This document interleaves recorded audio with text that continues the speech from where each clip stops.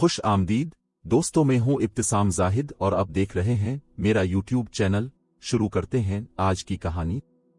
बका से मेरी शादी हो रही थी, कदम जमीन पर न टिकते थे। नखवत भरी तो पहले ही थी, अच्छी किस्मत ने रही सही कसर पूरी कर दी।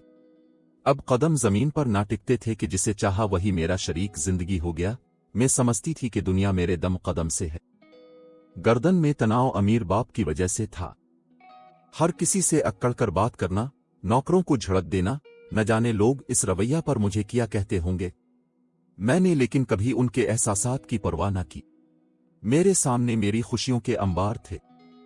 मुझे लोगों के साथ राव रस्म रखने या उनकी परवाह करने की क्या जरूरत थी। घर में दौलत की कमी न थी। मैं एक कुशादा बंगले में रहती थी। कार में घूमती, अच्छे से अच्छा खाती, अच्छे से अच्छा पहनती, मगर चंद दिनों से तबीयत उदास रहने लगी थी। ये पहला मौका था कि मेरी तबीयत खुद ब खुद उदास हो गई थी। बका मेरा मुंह तकते और हैरान होते कि मेरी जिंदगी में क्या कमी है जो लबों पर खामोशी की छाप लगी है और चेहरा मुरझाया रहता है। कस्में देकर पूछते कि क्या उनकी तरफ से कोताही हुई है। मुझे खुद खबर ना थी क्यों उदासी ने घेर लिया है, उनको क्या बताती। वो अब मेरे लिए खुसूसी वक्त निकालने लगे, घुमाते फिराते, सैरें कराते, नया जेवर बनवा कर दिया, शॉपिंग कराने ले जाते। बिलाखिर वो थक गए, मगर मेरे चेहरे पर खुशी के गुलाब न खिल सके। वो मेरे लिए बेहद फिक्रमंद रहने लगे थे।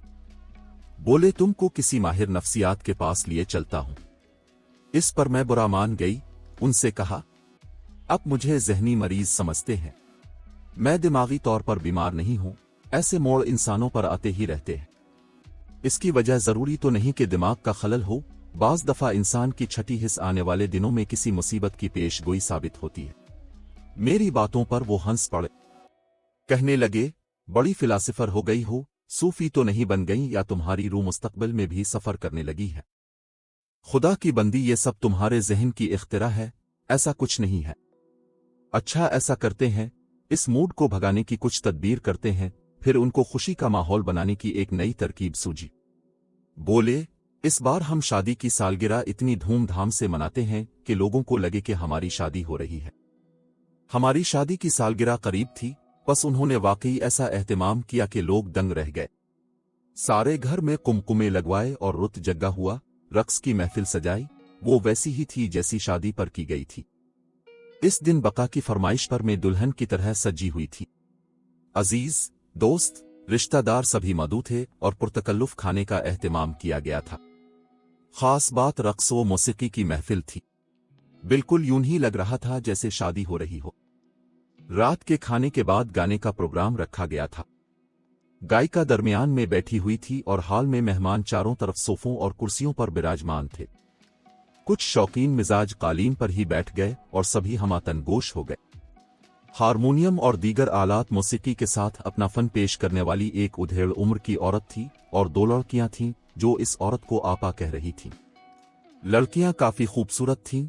एक की उम्र 18 और दूसरी की 17 बरस होगी।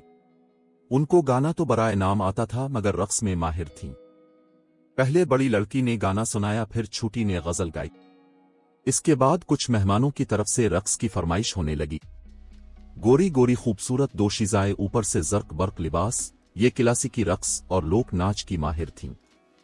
जब बड़ी रक्स करते पसीना पसीना हो गई तो उसकी जगह छोटी ने संभाल ली। वो महफिल से निकलकर दरमियानी शीशे के स्लाइडिंग डोर को थोड़ा सा खोलकर इस तरफ आ गई जिधर ख्वातीन बैठी हुई थीं और शीशे की दीवार से उधर रक्स देख सकती थी। मैंने इसे आते देखा तो मेहमान ख्वातीन के दरमियान से उठकर दरवाजे पर पहुंची और पूछा, तुम्हें क्या चाहिए? पानी मंगवा दीजिए, मगर ठंडा ना हो। वहां खिदमतगार ठंडा पानी दे रहे हैं और मैं ठंडा नहीं लेती, मेरा गला फौरन खराब हो जाता है। ठीक है, तुम यहां ठहरो, मैं मंगवाती हूं। मैंने खादमा को इशारा किया, सादा पानी ले आओ और उनको दो। वो किचन की तरफ चली गई। लड़की ख्वातीन वाले कमरे में आने की बजाय कॉरिडोर में ठहर गई। मैं वहां ही रुकी थी ताकि खादमा आ जाए तो मैं वापस ख्वातीन की तरफ जाऊं। इस दौरान लड़की ने सवाल किया, क्या अब साहिब खाना की बेगम है? हाँ, इसके अलावा कोई और तो नजर नहीं आ रही हो। वो झींप गई मगर फितरत से बातूनी थी, झट दूसरा सवाल पूछ लिया, आपके शौहर क्या करते हैं? मुझे गुस्सा आ गया। तुम्हें इससे किया? तुम बस अपने काम से काम रखो। मैंने तो बस यूं ही पूछ लिया, अब बुरा मान गई। इतने में खादमा पानी ले आई। वो गटागट पी गई, इसके बावजूद उसके माथे पर पसीना आ रहा था। उसको तवक्को न थी कि घर की मालिका इतनी बदमिजाज होगी। वो झुंझलाती हुई चली गई। मैं समझ गई कि मेरे पुरगुरूर लहजे से इसके दिल को ठेस लगी है। इसके बाद मैंने गिलास की दीवार से देखा कि तमाम वक्त उसकी निगाहें साहिब खाना पर ही रही और इस पर नोटों की बरसात होती रही, लेकिन वो खास इल्तिफात मेरे बका हासिल से ही बरत रही थी। आंखों ही आंखों में न जाने कौन से बरकी पैगामात हो रहे थे कि बका का चेहरा भी इसकी निगाहों के इल्तिफात से गुलनार हुआ जाता था। सोचा, भरी महफिल में एक रक्कासा के इल्तिफात से उनके चेहरे पर ऐसा रद्द अमल हो रहा है, और इस नाचने वाली ने तो साहिब खाना को इल्तिफात भरी नजरों से ताकना ही है, क्योंकि उनसे ढेर सारे पैसे जो बटोरने हैं। गुमान भी न था कि मुझको खुश करने के लिए इतने एहतमाम से सजाई गई महफिल इस रात में मेरी जिंदगी की बाजी भी पलट सकती है। रात खत्म हुई, महफिल भी खत्म हो गई, बात मगर खत्म ना हुई। बका अब अक्सर देर से घर आने लगे। मैं पूछती तो कहते कारोबारी मसरूफियत की वजह से देर हो जाती है, फाइलें देखनी होती हैं, तभी देर तक ऑफिस में रुकना पड़ता है। तुम हर वक्त मत पूछा करो, उलझन होती। कभी कभार कारोबारी मसरूफियत हो ही जाती है ना। लेकिन वो बीवी जो अपने शौहर की इस कदर चहीती हो, क्यों ना पूछे। जबकि शौहर की तवज्जो और इल्तिफात में भी कमी आने लगे और वो अक्सर रातों को देर से घर आना शुरू कर दे।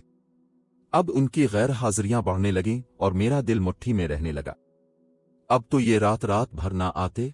मैं परेशान होती कि आखिर ऐसा कौन सा कारोबार है जो उन्हें मेरी तरफ देखने की भी जरूरत नहीं। ये मुझे खुश करने चले थे और खुद अपनी खुफिया खुशियों के ताकुब में लग गए। बीवी की छठी हिस्स बहुत तेज होती है। उनके कराइन बता रहे थे कि ये सही राह नहीं जा रहे हैं। अक्सर रात को लड़खड़ाते हुए आते, हालांकि पहले भी ऐसी पार्टियों में शिरकत करते थे कि जहां पैग चलते थे, मगर ये मेरे मना करने पर उन लवाजमात से परहेज कर लेते थे। आखिर बात खिल गई। उनके दोस्त की बीवी ने बताया कि तुम्हारे मियाँ एक गायिका पर फरेफ्ता हो गए हैं और ये वही गिल नायाब है जिसको अपनी शादी की सालगिरह में खुशी दोबाला करने को बुलवाया था। रात को उसी के पास जाते हैं।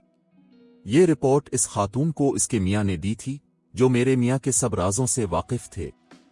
उसने ये भी कहा, अपने मियाँ को थामो, ये वहां खूब दौलत लुटाते हैं।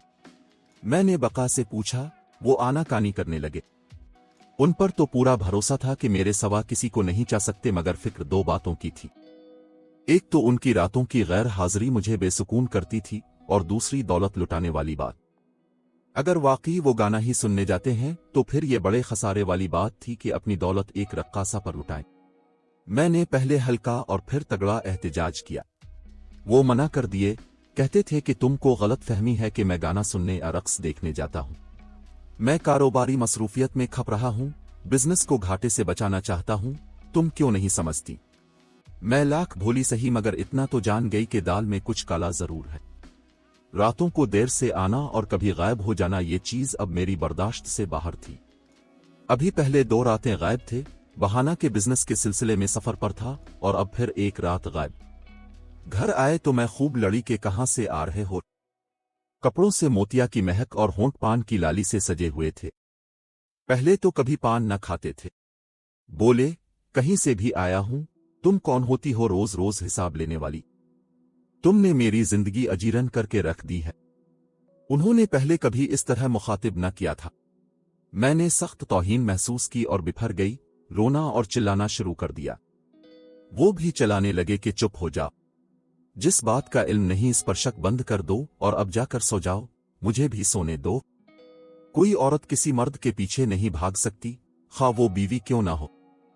तुम कब तक मुझ पर जाल डालोगी, ऐसा ना हो हमारा रिश्ता टूट जाए। मैं आखिरी बार कहता हूं कि मुझको कुछ मत कहो। मैं तुम्हारा हूं तो मुझे बस अपना ही रहने दो। मुझको उनकी बातों से और गुस्सा आया, नफरत महसूस होने लगी। मैंने कहा, हरगिज नहीं, मैं तुम्हारी बीवी हूं और तुम्हारी ये हरकतें कतई बर्दाश्त नहीं कर सकती। तुमको आतोरा पर आना होगा या फिर मुझको छोड़ना होगा।